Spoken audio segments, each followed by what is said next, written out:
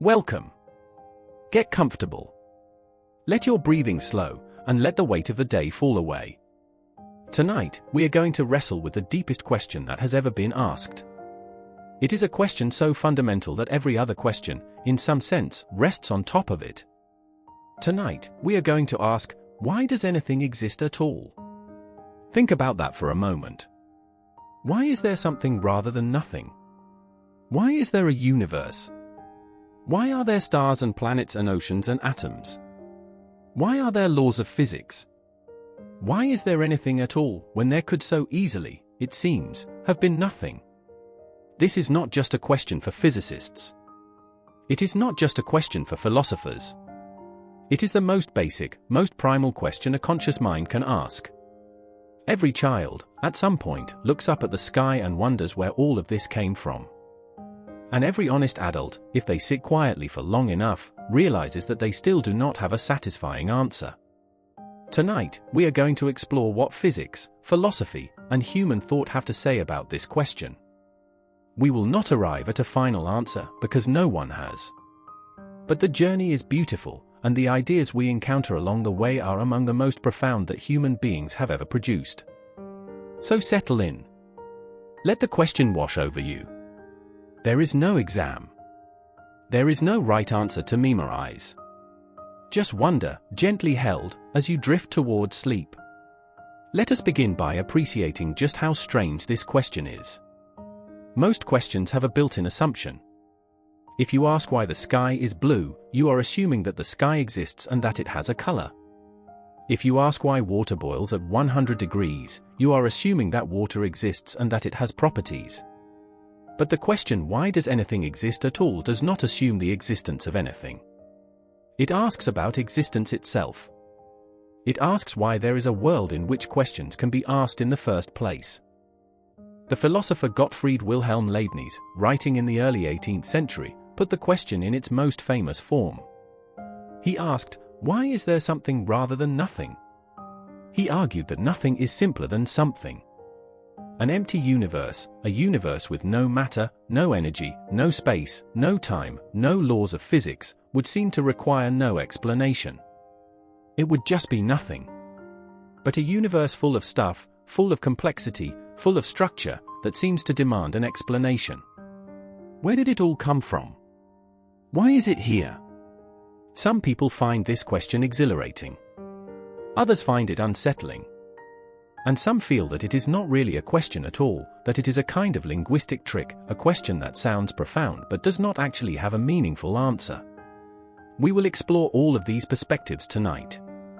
But first, let us sit with the raw strangeness of the question itself. You exist. The universe exists. And there is no obvious reason why either of those things should be true. For most of human history, the most common answer to this question has been a religious one. The universe exists because it was created by God, or by gods, or by some kind of divine intelligence that exists outside of the universe and brought it into being through an act of will. This answer appears in some form in nearly every human culture. In the Abrahamic traditions, Judaism, Christianity, and Islam, God created the universe from nothing, an idea known as creation ex nihilo. In Hinduism, the universe is brought into being through the creative power of Brahman, the ultimate reality. In many indigenous traditions, the world is shaped by creator figures who give form to a primordial void or chaos. These creation stories are not physics. They are not trying to be physics. They are attempts to make sense of existence in a way that connects the cosmos to meaning, to purpose, to something greater than the raw material facts. And for billions of people throughout history and today, they provide a satisfying answer to the question of why anything exists. The universe exists because it was willed into existence by a conscious, purposeful creator. But this answer, as many philosophers have pointed out, raises its own deep question. If God created the universe, what created God? If the answer is that God is self-existent, that God simply exists without needing a cause, then we have not really eliminated the mystery. We have just moved it. Instead of asking why the universe exists, we are asking why God exists. The fundamental puzzle remains, why is there something rather than nothing? Some theologians embrace this mystery. They argue that God's existence is the ultimate brute fact, the one thing that simply is, without further explanation. Others argue that God is a necessary being, one whose non-existence is logically impossible. These are fascinating ideas, and they have been debated for centuries. But tonight, we are going to set them gently to one side and focus on what science and philosophy have to say about the question. Not because the religious answers are unimportant, but because the scientific and philosophical answers are beautiful in their own right, and they deserve to be explored.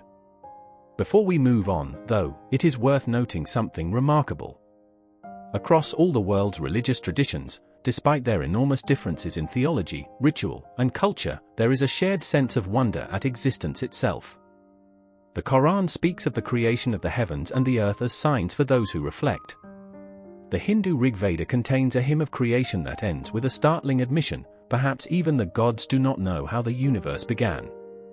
The Buddhist tradition speaks of dependent origination, the idea that everything arises in dependence on conditions, and that the search for a first cause may itself be misguided. These traditions, in their different ways, all recognize the depth and mystery of the question we are exploring tonight. The fact that humans across every culture and every era have felt compelled to ask this question tells us something important about the question itself. It is not a quirk of Western philosophy. It is a fundamental expression of what it means to be a conscious being in a mysterious universe. Philosophers have been grappling with the question of existence for thousands of years, and they have produced a remarkable range of answers. One approach is to argue that the question is meaningless.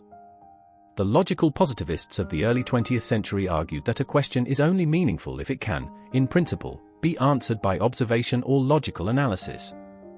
Since the question "why does anything exist" cannot be answered by pointing to any observable fact, they argued, it is not a genuine question.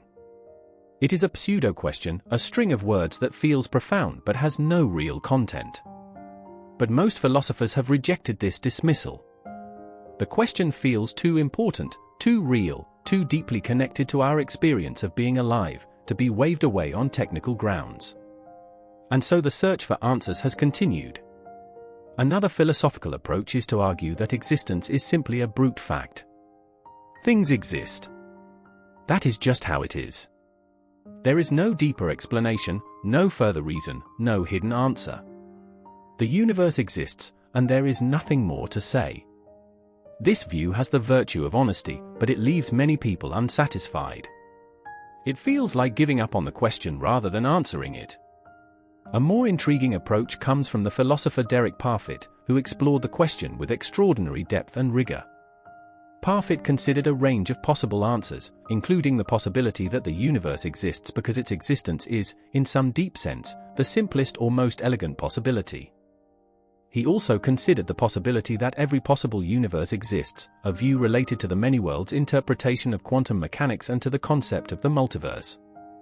If every possible universe exists, then the question of why this particular universe exists becomes less mysterious. It exists because everything exists. Parfit also raised a haunting possibility that the universe exists for no reason at all. Not that we do not know the reason, but that there genuinely is no reason. Existence is a cosmic accident, an unexplained and unexplainable fact. This idea is difficult to accept, but Parfit argued that it might be the truth. Sometimes the deepest questions do not have answers. The existentialist philosophers of the 20th century took a related but different approach. Jean-Paul Sartre argued that existence precedes essence, meaning that things exist before they have a purpose or a meaning. The universe is not here for a reason. It is simply here. And it is up to conscious beings, up to us, to create meaning in a universe that has none built in. In this view, the question "why does anything exist" does not have an answer, but that is not a tragedy. It is a liberation. It frees us to create our own meaning, our own purpose, our own reasons for being. Martin Heidegger, perhaps the most important philosopher of existence in the 20th century, argued that the question of why there is something rather than nothing is the most fundamental question of philosophy. He believed that we have become so accustomed to the existence of things that we have forgotten how strange and wonderful existence itself is. We take it for granted.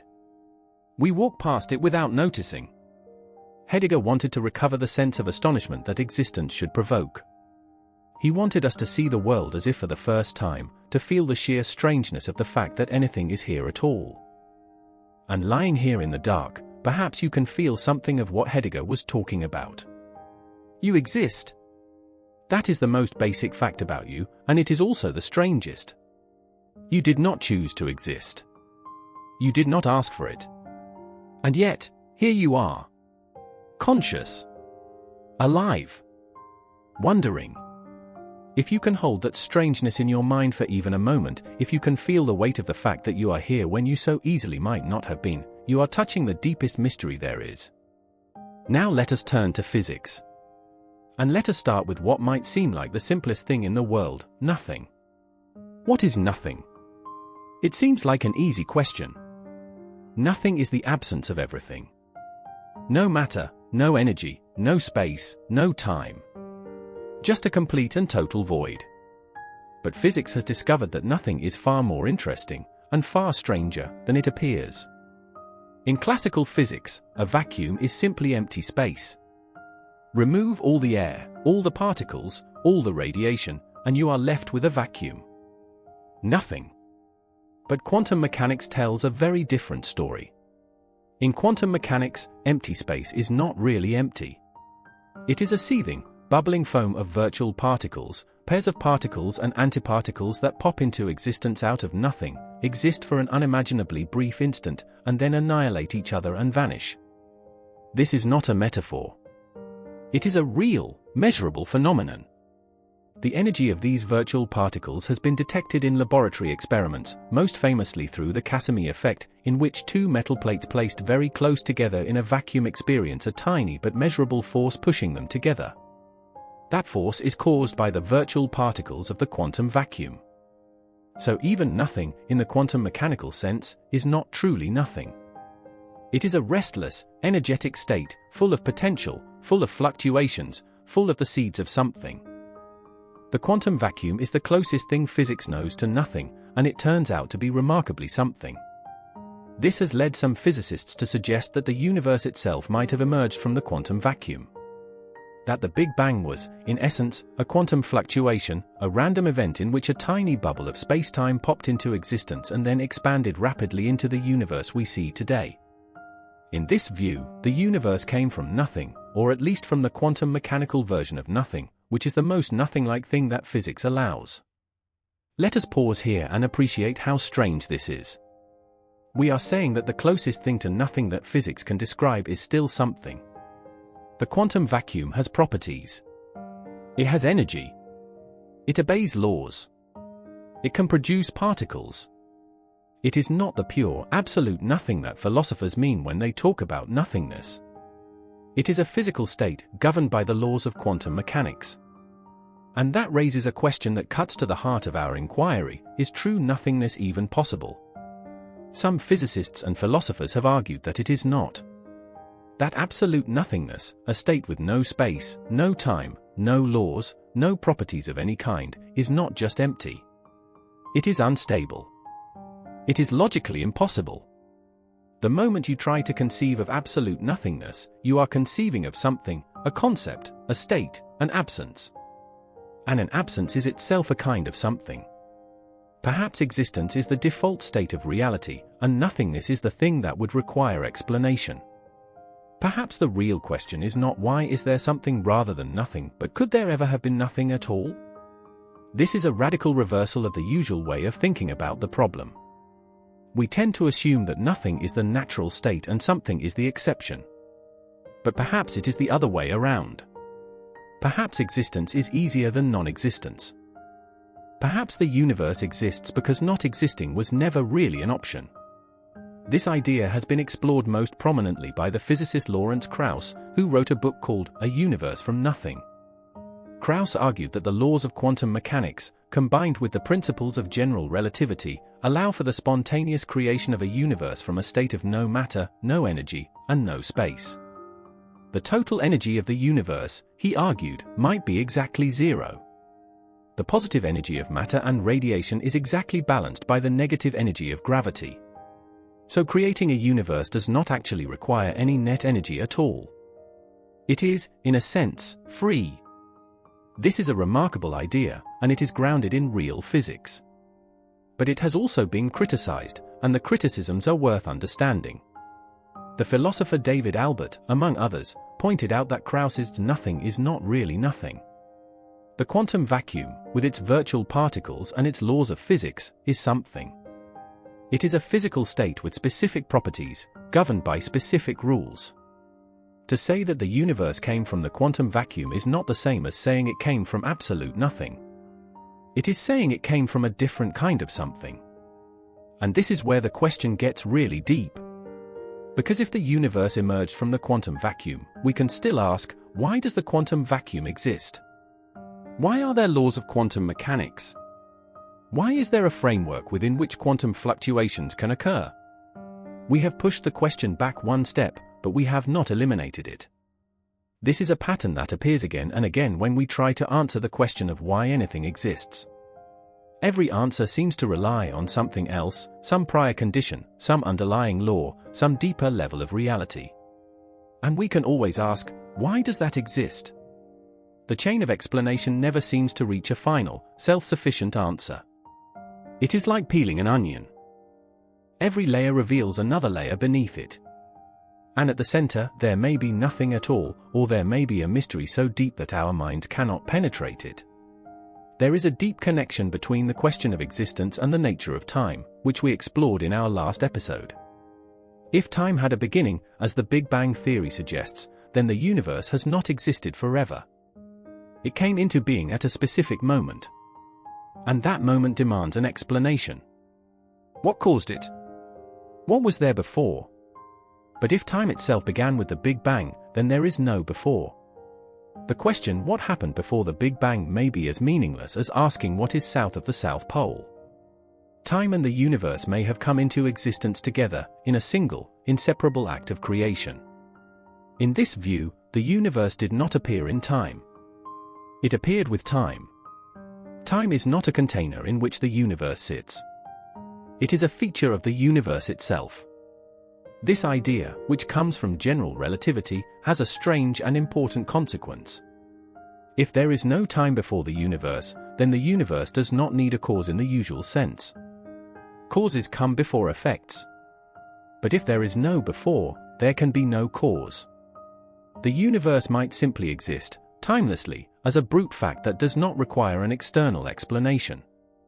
The physicist Stephen Hawking explored this idea in his no-boundary proposal, developed with James Hartle. In this model, the universe has no boundary in time, no sharp beginning. Instead, time and space are smoothly connected, like the surface of a sphere. Just as the surface of the Earth has no edge, the space-time of the universe has no beginning. It is finite but unbounded. The question what came before simply does not apply, because there is no edge of time for anything to come before. This is a beautiful idea, and it has the virtue of eliminating the need for an external cause. But it does not fully answer our question. We can still ask, why does this particular no-boundary universe exist? Why does the Hartle-Hawking wave function describe reality? The no-boundary proposal tells us that the universe is self-contained. But it does not tell us why there is a self-contained universe rather than nothing at all. And this brings us back, once again, to the stubborn persistence of the question. Every theory, no matter how elegant, no matter how complete, leaves the deepest question unanswered. Why is there something rather than nothing? It stands behind every explanation, patient and immovable, waiting. Let us stay with this idea for a moment, because it leads us to one of the most profound questions in all of science. Why are the laws of physics the way they are? The universe operates according to a set of rules. These rules are described by equations, mathematical relationships that govern the behavior of everything from subatomic particles to galaxy clusters. The speed of light is what it is. The strength of gravity is what it is. The mass of the electron is what it is. These are the constants and laws of nature, and they determine the character of the universe. But why these laws? Why these constants? Why not different ones? Is there something special about the particular set of rules that our universe follows, or are they arbitrary, random, just one possibility among infinitely many? This question takes on extra weight when you consider what physicists call fine-tuning. Many of the fundamental constants of nature appear to be exquisitely tuned for the existence of complex structures, including life. If the strength of gravity were slightly different, stars would not form. If the mass of the electron were slightly different, atoms would not be stable. If the strength of the nuclear force were slightly different, the universe would contain only hydrogen, or no hydrogen at all. In either case, the universe would be a simple, barren place, devoid of the complexity needed for life. The fact that the constants are tuned just right for life to exist is deeply puzzling. It has led some people to argue for a divine creator who deliberately set the constants to allow for life. It has led others to argue for the multiverse, the idea that our universe is just one of an enormous, perhaps infinite, number of universes, each with different constants. In most of those universes, the constants are not right for life, and no one is there to wonder about them. We find ourselves in a universe with the right constants because we could only exist in such a universe. This is called the anthropic principle. And it has led still others to argue that the laws of physics are not fundamental at all. That they are emergent, arising from some deeper, more basic level of reality that we have not yet discovered. Perhaps the laws of physics are like the rules of a game that emerge from the structure of the game board. If we could see the game board, the rules would be obvious. But we can only see the pieces moving, and we are trying to work backward to the underlying structure. None of these explanations fully answers the question. Even if the multiverse exists, we can ask why the multiverse exists. Even if the laws emerge from a deeper level of reality, we can ask why that deeper level exists. The question of why anything exists has a stubborn persistence. It refuses to be fully answered. And there is something almost beautiful about that refusal. Let us sit with this for a moment, because it is important. The fine-tuning of the universe is one of the most striking facts in all of science. The probability of the constants having the values they do, if they were chosen at random, is unimaginably small. And yet, here we are, in a universe where everything is just right. It is as if you walked into a room and found a dartboard with 1 trillion concentric rings, and a dart had landed perfectly in the bullseye.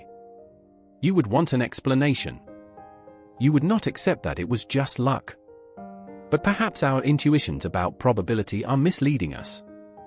If there are an infinite number of rooms with an infinite number of dartboards, then in some of them, the dart will hit the bullseye. We just happen to be in one of those rooms. The fine-tuning is remarkable, but it may not require a special explanation. It may simply be a consequence of the vastness of reality. Or perhaps the constants are not free parameters at all. Perhaps there is a deeper theory, one we have not yet discovered, that determines the values of all the constants from a single, simple principle. Just as the orbits of the planets, which once seemed arbitrary, were later explained by Newton's law of gravity, the constants of nature might one day be explained by a deeper law that we have not yet found. If such a theory exists, the fine-tuning problem dissolves. The constants are what they are because they could not be anything else. There is a related mystery that is worth contemplating as you lie here in the dark. It is the mystery of why mathematics works. Mathematics is a human invention, or perhaps a human discovery, depending on your philosophical perspective. It is a system of abstract symbols and rules, developed by human minds, written on paper and chalkboards and computer screens. And yet, somehow, it describes the physical universe with astonishing precision. The physicist Eugene Wiener wrote a famous essay about this, calling it the unreasonable effectiveness of mathematics in the natural sciences. Why should abstract mathematical structures, invented by human beings for their own purposes, turn out to be exactly the right language for describing the behavior of quarks and galaxies and everything in between? This is deeply strange.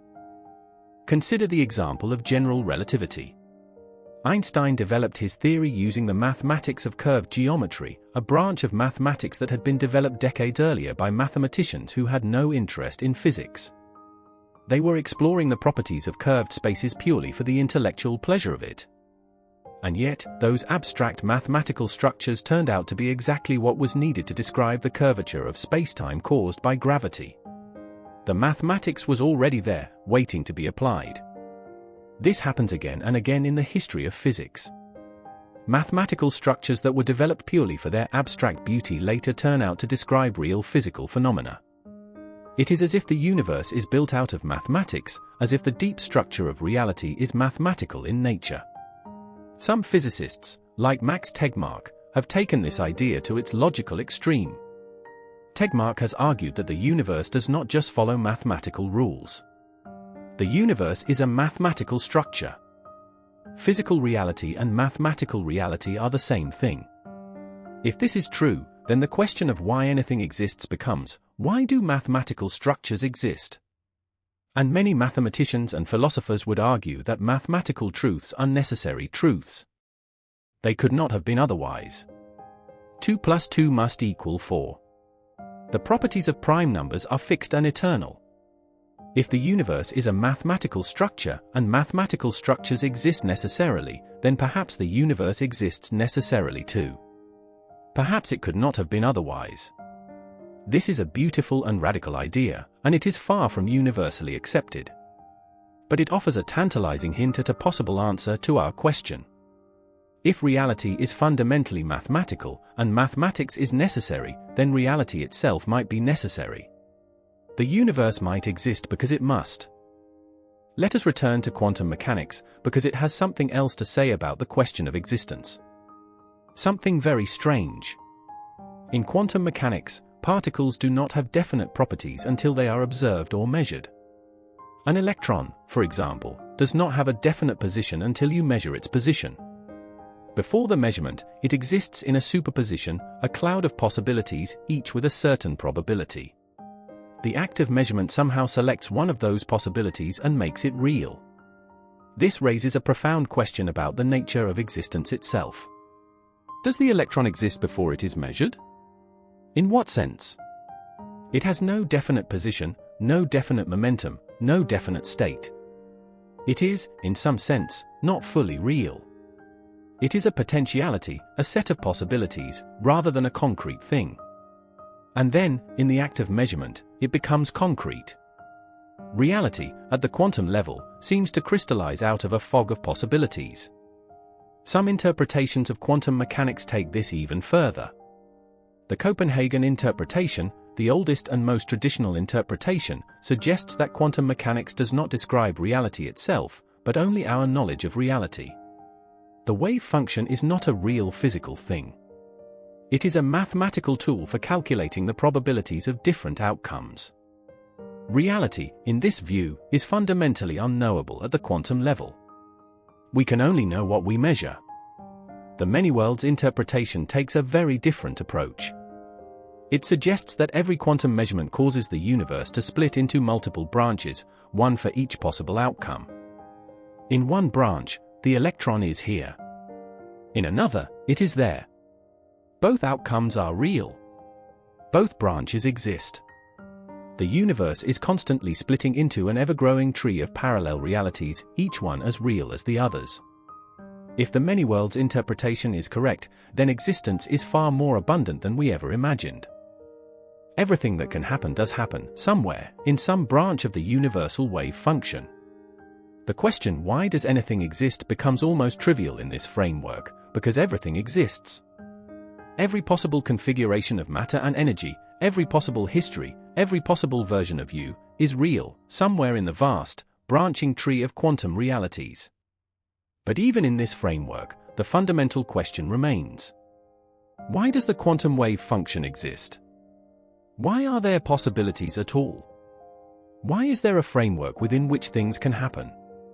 The many worlds interpretation multiplies the amount of existence enormously, but it does not explain existence itself. Let us spend a little more time with the idea of the multiverse, because it is one of the most ambitious attempts to answer our question, and it comes in several fascinating forms. The simplest version of the multiverse comes from cosmic inflation, the theory we explored in our first episode. Inflation suggests that the rapid expansion of the early universe may not have stopped everywhere at the same time. In some regions, inflation ended early, creating a bubble universe like ours. In other regions, inflation continued, creating more space, which eventually spawned more bubble universes. Each of these bubbles might have different physical constants, different laws, different properties. Our universe is just one bubble in an infinite, ever-expanding foam of universes. This is called the eternal inflation multiverse, and it is a direct consequence of one of the best-supported theories in modern cosmology. It is not a wild speculation. It follows naturally from the physics of inflation. And if it is true, the number of universes is not just large. It is infinite. An infinite number of universes, each with its own properties, each existing in its own bubble of space-time, forever inaccessible to the others. Then there is the string theory landscape. String theory, one of the leading candidates for a theory of quantum gravity, suggests that the fundamental constituents of reality are not point particles but tiny vibrating strings of energy. The way these strings vibrate determines the properties of the particles we observe. But string theory also predicts an enormous number of possible configurations, an estimated 10 to the power of 500 different ways the extra dimensions of space could be arranged. Each configuration would give rise to a different set of physical laws and constants. If all of these configurations are realized somewhere in the multiverse, the total number of possible universes is staggeringly large. And then there is Tegmark's mathematical multiverse, which we touched on earlier. In this view, every mathematically consistent structure is a universe. If you can write down a self-consistent set of mathematical equations, there is a universe somewhere that is described by those equations. Reality is not just one mathematical structure. It is all mathematical structures. Existence is not a single thing. It is everything. These multiverse theories are controversial. Many physicists are skeptical of them, in part because they are extremely difficult, perhaps impossible, to test. If other universes are forever beyond our reach, how can we ever confirm or deny their existence? Is a theory that cannot be tested really a scientific theory at all? These are legitimate concerns, and they are actively debated. But for our purposes tonight, the multiverse is interesting because of what it says about the question of existence. If the multiverse is real, then the question why does this universe exist has a relatively straightforward answer, because every possible universe exists. The deeper question, why does the multiverse exist, why does anything exist at all, remains unanswered. But the multiverse does push the question to a higher level, away from the specific details of our universe and toward the most abstract and fundamental level of reality. There is another way to approach the question, and it is a humbler one. Instead of asking why the universe exists, we can ask why we are here to ask the question. This is the heart of the anthropic principle, and it takes several forms. The weak anthropic principle simply notes that any observations we make about the universe must be compatible with our existence. We cannot observe a universe in which observers like us could not exist, because we would not be there to observe it. This is almost tautological, but it has real explanatory power. Consider the fine-tuning problem again.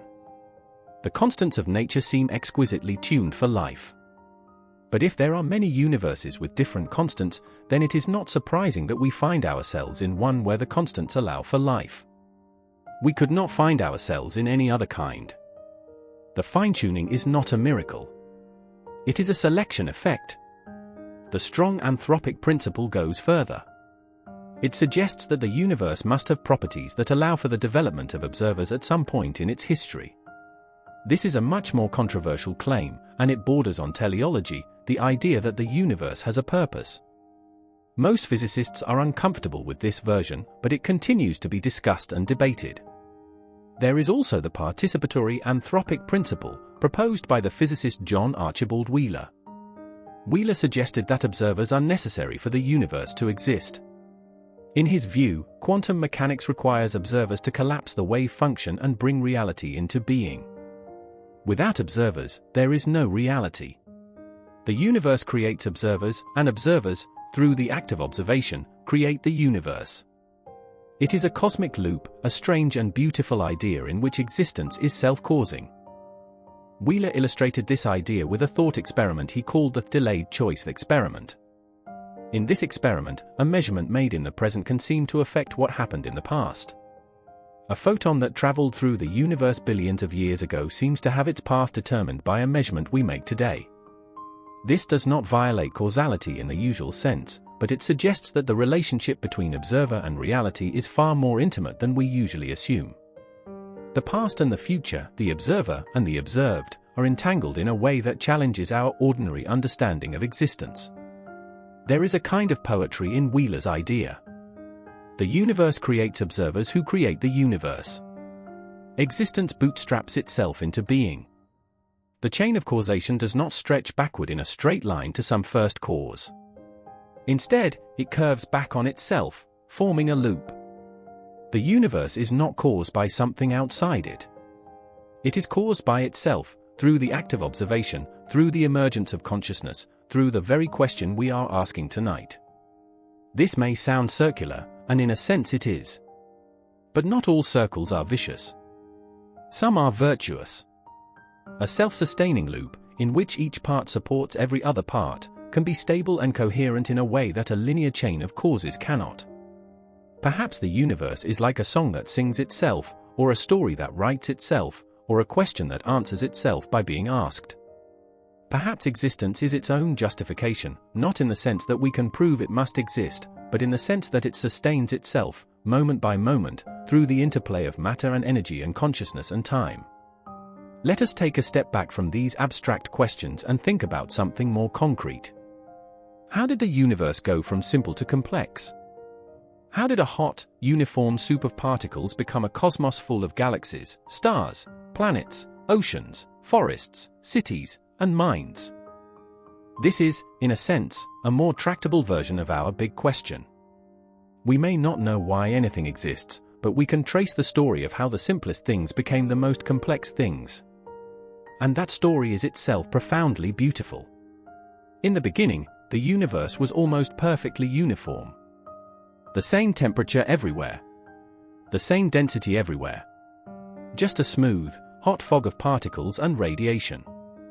But there were tiny fluctuations, quantum ripples, that broke the perfect symmetry. And gravity, patient and relentless, amplified those fluctuations over millions and billions of years, pulling matter together into clumps, building structures of ever-increasing complexity. First came atoms, the simplest structures, just protons and electrons bound together by electromagnetism. Then came molecules, atoms linked together in more complex arrangements. Then came stars, vast furnaces that forged heavier elements in their cores. Then came planets, built from the debris of dead stars. Then came chemistry, the interaction of molecules in increasingly complex ways. Then came life, chemistry that could copy itself and evolve. Then came minds, biological structures capable of thought, of wonder, of asking why anything exists at all. Each step in this chain is remarkable, but none of them is miraculous in the sense of requiring anything beyond the known laws of physics.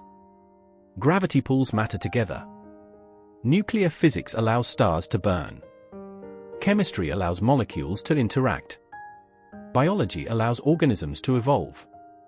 The complexity of the universe emerges naturally, step by step, from simple beginnings, driven by the laws of physics and the arrow of time. And yet, the fact that complexity emerges at all is itself mysterious. Why should a universe governed by simple laws produce such staggering complexity? Why should quarks and electrons, following simple rules, give rise to Shakespeare and symphonies and the question we are asking tonight? The laws of physics are simple. The universe they produce is not.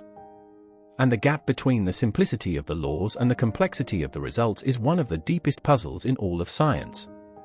Some scientists believe that this emergence of complexity is itself a clue to the answer to our question. Perhaps the universe exists because existence naturally generates complexity, and complexity naturally generates consciousness, and consciousness naturally asks why it exists. Perhaps existence is a self-justifying loop, a process that creates the conditions for its own contemplation. This is speculative, but it is a beautiful kind of speculation. There is another way to think about the emergence of complexity that connects to our earlier discussion of entropy. The second law of thermodynamics tells us that entropy, disorder, always increases in an isolated system. And yet, all around us, we see order increasing. Stars form. Planets coalesce. Life evolves. Civilizations build. How is this possible if the universe is becoming more disordered? The answer is that local decreases in entropy are possible as long as they are paid for by larger increases in entropy elsewhere. A refrigerator makes the inside colder and more ordered, but it pumps heat into the room, increasing the overall entropy. A plant builds complex sugar molecules from simple carbon dioxide and water, but it does so by absorbing sunlight, and the total entropy of the sunplant system increases.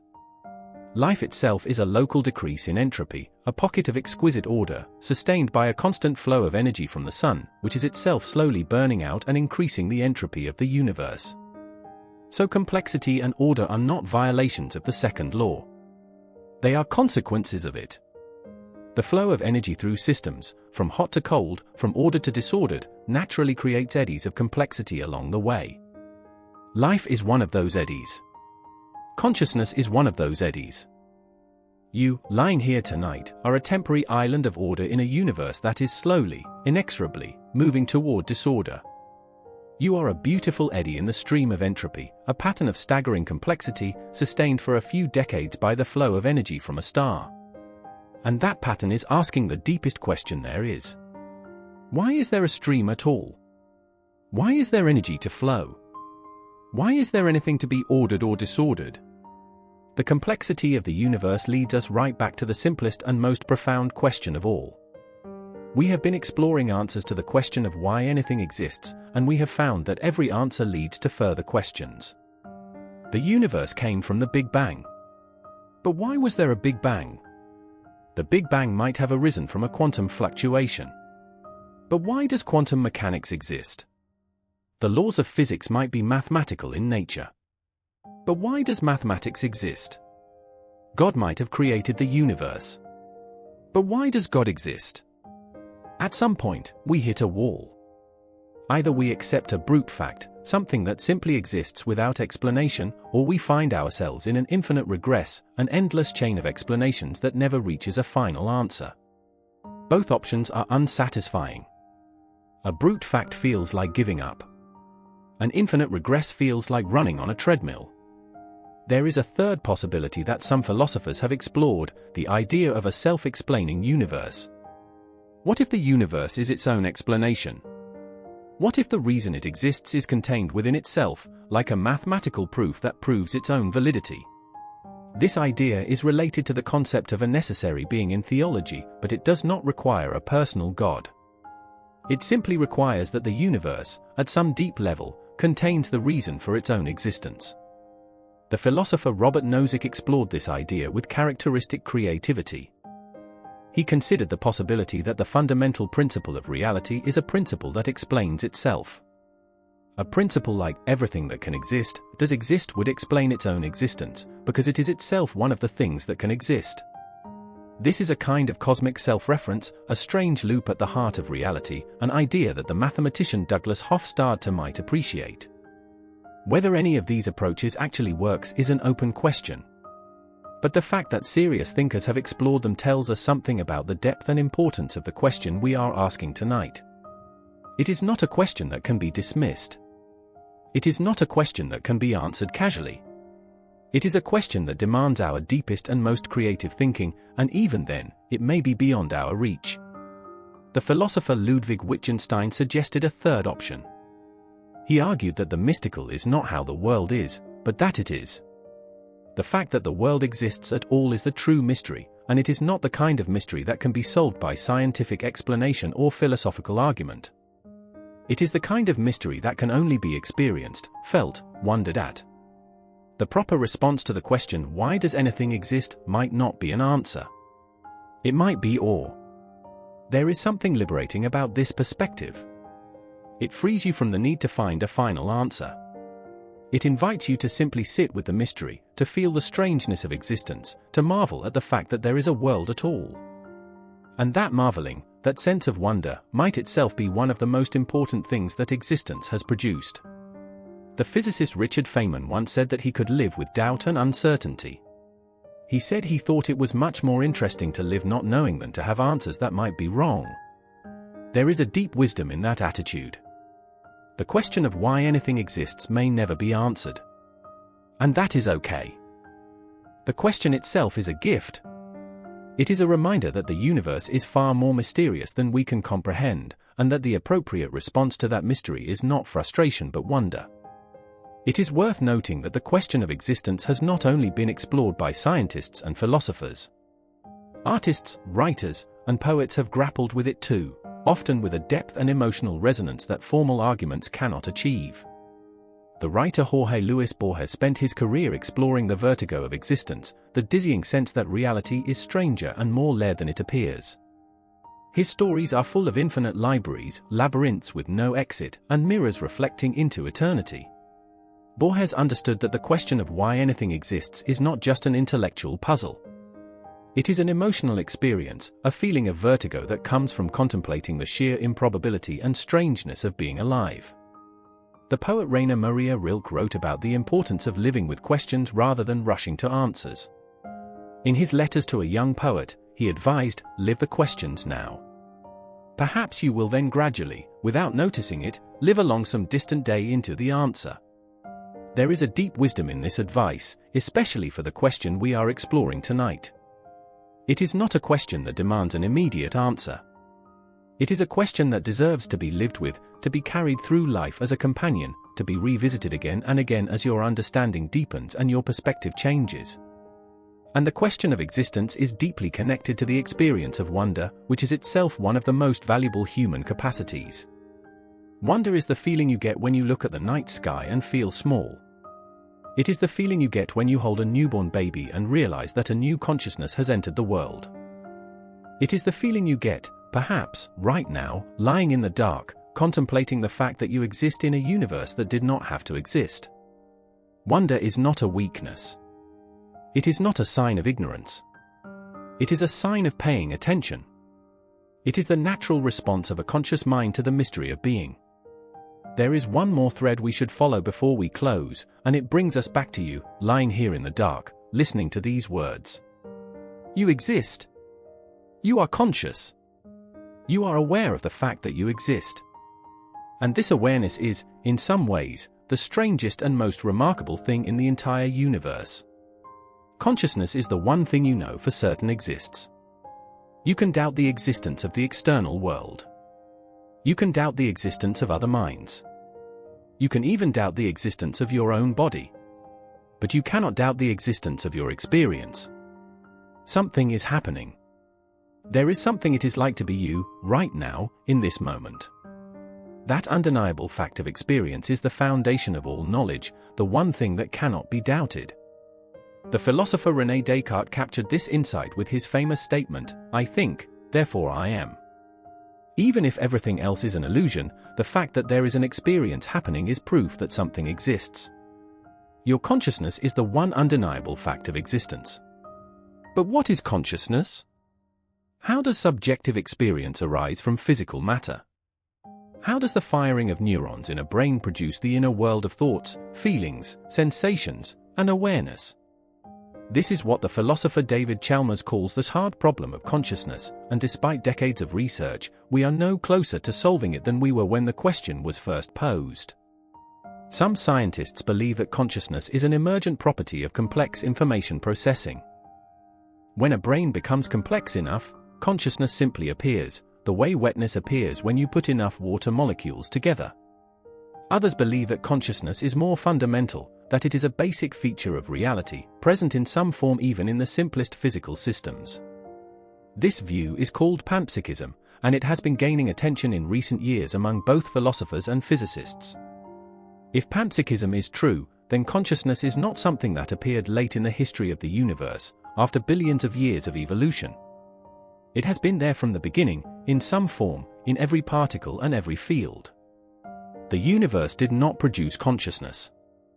The universe is conscious, in some deep and fundamental sense. And the question of why anything exists becomes entangled with the question of why there is experience at all. These are deep waters, and we do not need to find the bottom tonight.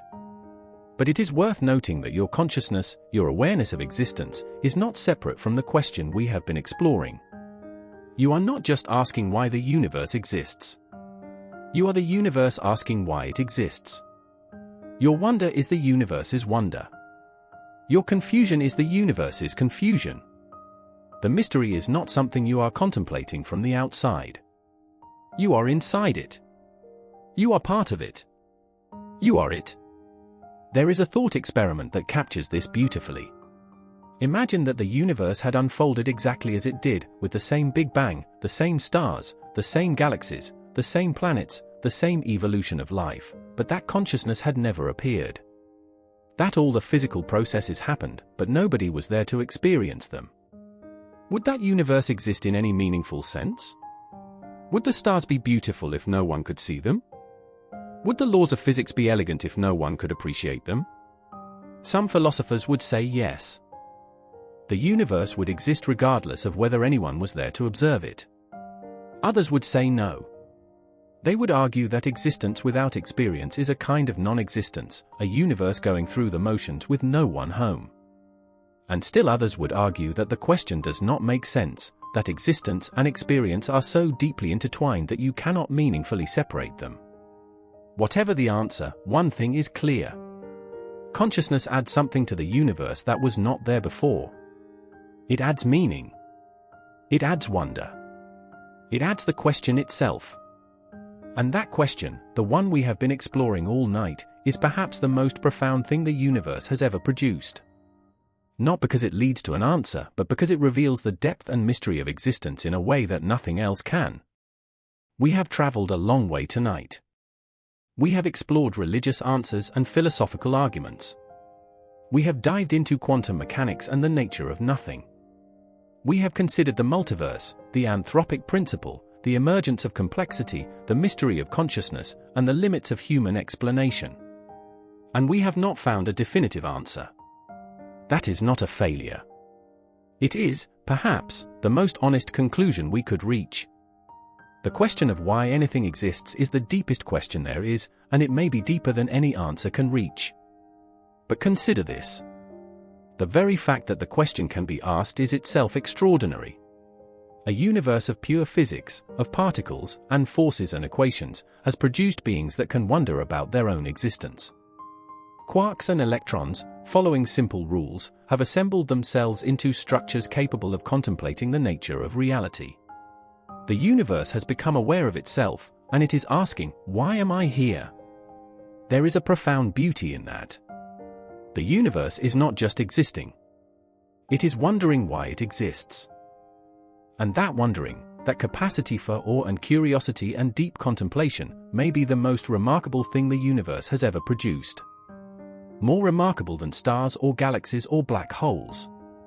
More remarkable than the laws of physics themselves. The fact that the universe can ask why it exists is, in some sense, more astonishing than the fact that it does exist. And you are part of that asking.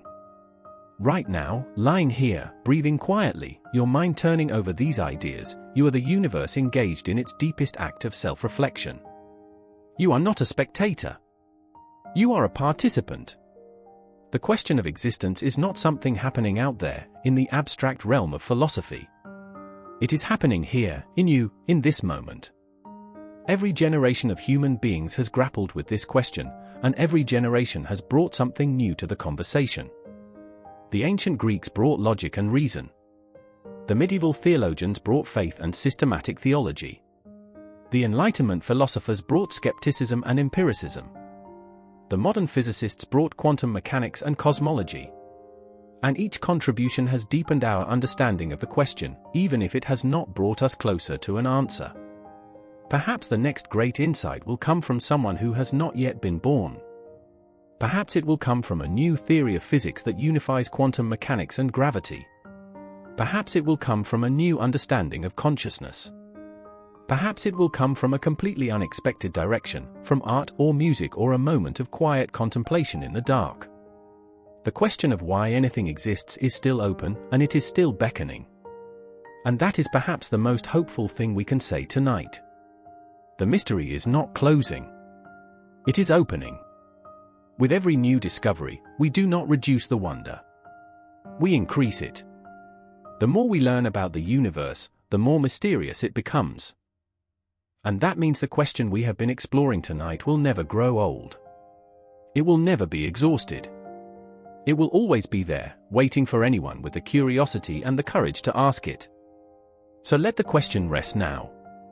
You have held it long enough for one night. Let it settle into the quiet parts of your mind, where it can wait until you are ready to pick it up again. The universe exists. You exist. And for tonight, that is enough. You do not need to know why. You do not need to solve the mystery. You just need to be here, breathing, resting, letting the warmth of your bed and the quiet of the night hold you. In 1990, the Voyager 1 spacecraft, having completed its tour of the outer planets, turned its camera back toward Earth from a distance of about 6 billion kilometers. The photograph it took shows the Earth as a tiny, pale blue dot, barely visible against the vastness of space. It is one of the most famous and humbling images ever taken. The astronomer Carl Sagan wrote about that image with extraordinary eloquence. He pointed out that everything that has ever happened in human history happened on that tiny dot. Every war, every love story, every triumph, every tragedy, every civilization that has ever risen and fallen, all of it took place on a mote of dust suspended in a sunbeam. And that mote of dust exists in a universe that did not have to exist. It orbits a star that did not have to form. It is made of elements that did not have to be forged. It hosts life that did not have to evolve. And on its surface, there are beings that did not have to become conscious, asking questions that did not have to be asked. The sheer improbability of your existence is staggering. If any one of a billion events had gone differently, if one constant had been slightly off, if one asteroid had hit at a different angle, if one mutation had occurred differently, you would not be here. The person lying here tonight, listening to these words, is the product of an unbroken chain of events stretching back to the beginning of time, each link as unlikely as the last. And yet, here you are. Against all odds, against all probability, against the vast and indifferent backdrop of a cosmos that has no obligation to produce consciousness, here you are. Thinking. Feeling. Wondering. That is not nothing. That is, perhaps, the most extraordinary something the universe has ever produced. Some people find the vastness of the universe frightening. They feel small and insignificant in the face of billions of galaxies and trillions of stars. But there is another way to see it. You are the universe looking at itself. You are the universe understanding itself. You are the universe feeling awe at its own existence. The vastness is not something separate from you. It is something you contain, in your mind, in your awareness, in your capacity for wonder. The entire observable universe, all 13.8 billion years of it, fits inside your consciousness. That is not insignificant. That is miraculous. Think about that as you drift towards sleep. Think of all the things that had to happen for this moment to exist. A universe had to emerge from whatever came before it. The laws of physics had to be what they are. Stars had to form and burn and die. Heavy elements had to be forged and scattered. A planet had to coalesce from dust and gas. Life had to arise and evolve for nearly 4 billion years. And at the end of all of that, here you are. A conscious being, lying in the dark, wondering why anything exists at all. The odds against this moment are incalculable. And yet, here it is. Here you are. Perhaps the universe exists for no reason at all, and this moment is a beautiful accident. Perhaps it exists because it must, because the deepest structure of reality demands it. Perhaps it exists because consciousness brought it into being, and you, in this very moment, are part of that act of creation.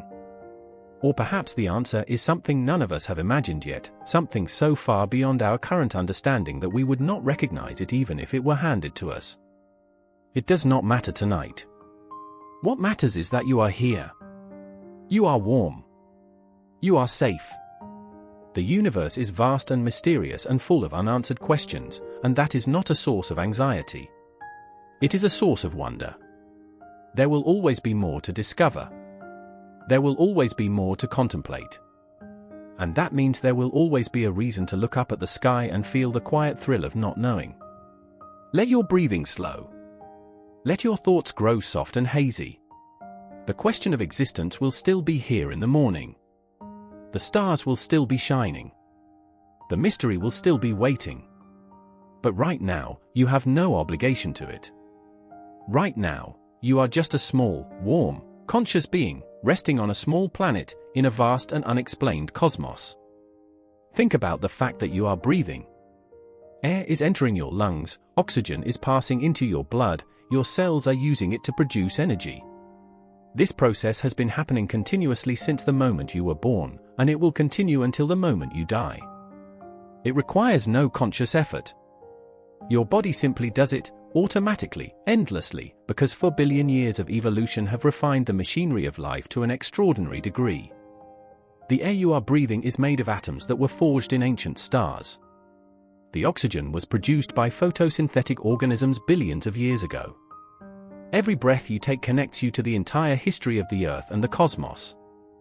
And all of this, every atom, every process, every moment, exists for no reason that anyone has been able to identify with certainty. It simply is. The universe simply is. And you, breathing quietly in the dark, simply are. There is something deeply peaceful about accepting that. Not as a defeat, but as a kind of surrender to the grandeur of the mystery. The greatest minds in human history have grappled with the question of existence, and none of them have solved it. And yet, the question has produced some of the most beautiful ideas human beings have ever had. It has inspired religions and philosophies. It has driven the development of physics and cosmology. It has produced art and poetry and music. The question of why anything exists may never be answered, but it has enriched human life immeasurably. It has given us a reason to wonder, and wondering is one of the finest things a mind can do. And that is beautiful. That is more than enough. The universe brought you here. Let it carry you now into sleep. Close your eyes. Rest in the mystery. And let everything else fall away. Good night.